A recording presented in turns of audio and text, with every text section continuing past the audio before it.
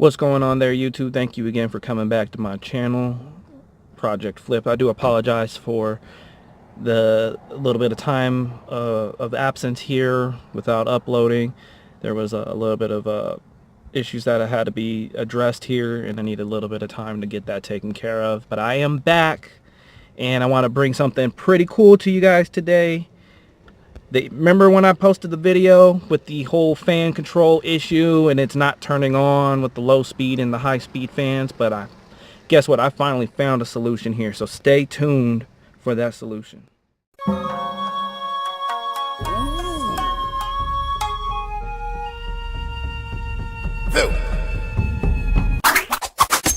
Can remember, and welcome back by the way, as you guys can remember, I posted a video a while back in regards to how to bypass your fans and have them run as a constant if you're having issues with them not kicking on, causing your Ford Focus to overheat. Well, just to recap, I have a 2001 Ford Focus ZX3. It is the hatchback with the 2.0 liter engine. I've been having issues with that overheating problem, with the fans not kicking on or the high speed kicking on too late, my low speed not kicking on at all.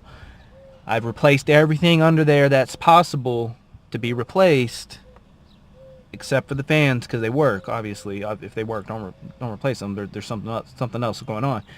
But I found the solution, and now my fans work, and I was able to pull out that bypass. So I'm going to show you what that solution is right now. This is the solution right here. This is the zx3 flash tuner. So this is a tuner that unlocks your ECU, allows you to upload custom tunes. You can also do just like a basic tune through this without any uploads, using the other half of the software that requires a computer after doing data log and all that other extra stuff. But I'll go into this with another video. I don't want to spend too much time on this. I just want to show you exactly what I did through this that fixed my fans. Now I don't have to worry about this overheating anymore. I have actually driven this out to Cali without the bypass, and it did just fine. I have it set up in a way to where this thing does not reach over 200 degrees. I know operating temperature is like 212, but you know, with my 180 thermostat, and I have a performance water pump, this thing does not heat up at all, especially with my fans kicking in properly now. But I'm going to jump into this. I'm going to show you my settings real quick. So let's give it a second here. Let's get the tune file that I've already done pulled up here. And so if you're like me and you've gone through everything under the hood that deals with the cooling, and your fans are still not kicking on at the appropriate time, and you tried my bypass, this will probably work for you as a permanent solution. It's been working for me. I've had no issues with it. And it's also a good stepping stone if you want to get into tuning your vehicle, because this will unlock your ECU. If you're interested in taking a look at this, I'll put a link below for you. That way you guys can take a look and everything. But let's go ahead and jump into it real quick here. One thing I do want to recommend is if you do end up getting one of these, please do not copy my file.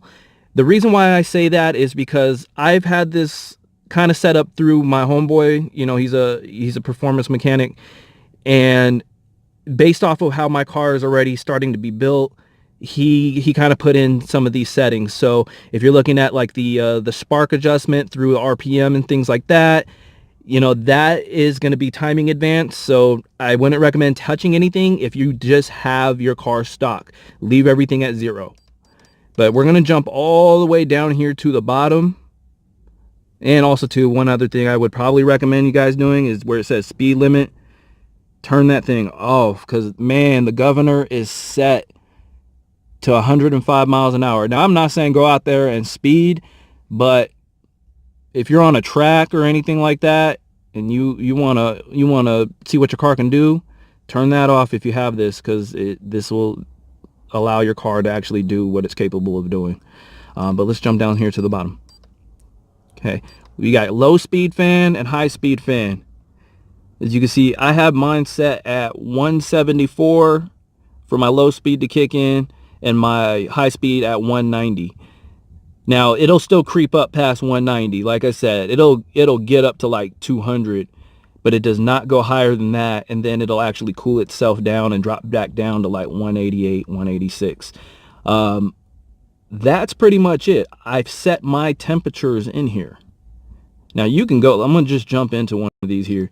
You can get into this, you can set it, the high speed as low as 180 and as high as 240. I wouldn't recommend going 240 because then you're gonna be looking at your needle on your dash like, oh, why is it so far over to the right?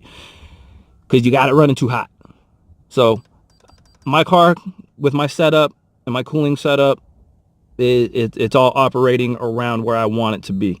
So let's just hit the back button here. Low speed, you can go as low as 170 and as high as 230.